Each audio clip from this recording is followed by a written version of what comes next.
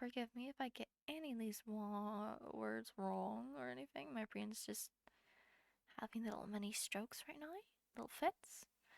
The story was suggested by Taz. Thanks, Taz. Thanks for giving me a story of big long ass words that I cannot pronounce properly. I appreciate it. Really. Thanks. Anyway,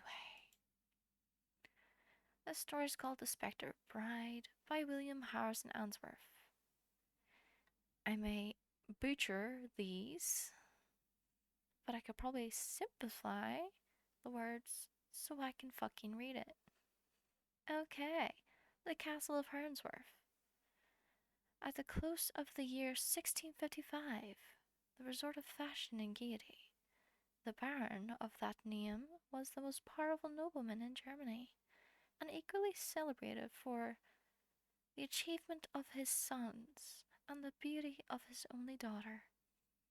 The estate of Harnsworth, which was situated in the centre of the Black Forest, had been given to one of his ancestors by the gratitude of the nation, and descended with other inherited possessions to the family of the present owner. It was a castellated Gothic mansion built according to the fashion of the times, in the grandest style of horticulture, and consisted of many dark, winding corridors and vaulted tapestry rooms, magnificent indeed in their size, but ill suited to private comfort, from the very circumstance of their dreary magnitude. A dark grove of pine and mountain ash encompasses the castle on every side, and through the aspect of gloom around the scene, which was seldom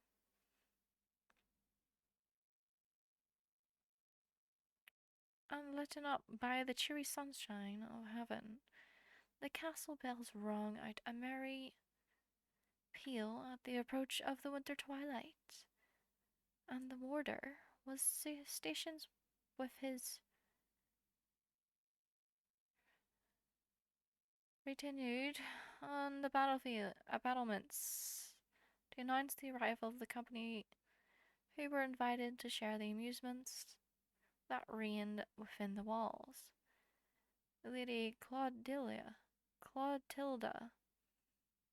the Baron's only daughter, had but just attained her 17th birthday, and a brilliant assembly was invited to celebrate the birthday. The large vaulted apartments were thrown open for the reception of the numerous guests, and the gaieties of the evening had scarcely commenced when the clock from the dungeon tower was heard to strike with unusual solemnity, and on the instant a tall stranger arrayed in a deep suit of black made his appearance in the ballroom. He bowed courteously on every side, but was received by all with the strictest reserve. No one knew who he was or whence he came, but it was evident from his appearance that he was a nobleman of the first rank, and though his introduction was accepted with distrust, he was treated by all with respect. He addressed himself particularly to the daughter of the Baron, and was so intelligent in his remarks, so lively in his sallies, and so fascinating in his address, that he quickly interested the feelings of his young and sensitive auditor. In fine, after some hesitation on the part of the host, who, with the rest of the company, was unable to approach the stranger with indifference, he was requested to remain a few days at the castle, an invitation which was cheerfully accepted. The dead of night drew on, and when all had retired to rest, the dull, heavy bell was heard swinging to and fro in the grey tower, though there was scarcely a breath to move the forest trees. Many of the guests, when they met the next morning at the breakfast table,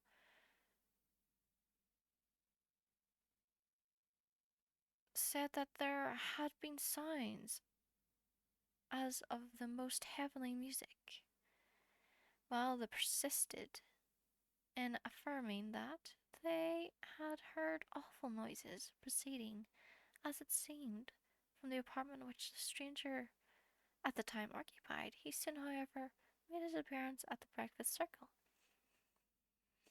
and when the circumstances of the preceding night were alluded to, a dark smile of unutterable meaning played round his features, and then relapsed into an expression of the deepest melancholy. Excuse me, I can't say some of these words. So you're just gonna listen to me struggle.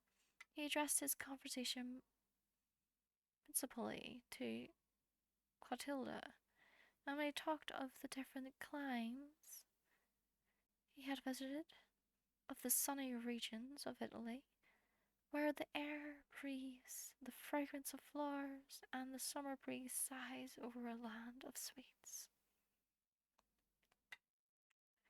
When he spoke to her of those delicious countries where the smile of the day sinks into softer beauty of the night, and the lovingness of heaven is never for an instant obscured, he drew tears of regret from the bosom of his fair auditor, and for the first time she regretted that she was yet at home.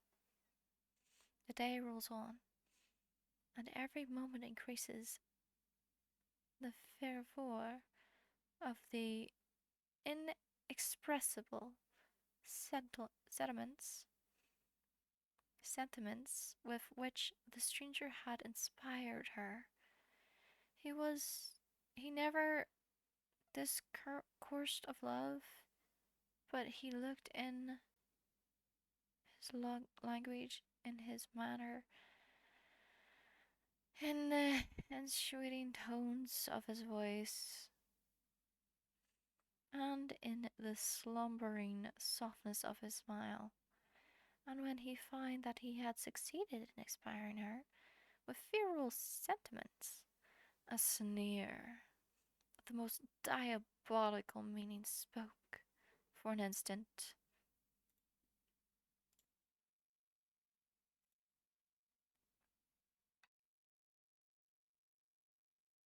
and died again on his dark features countenance.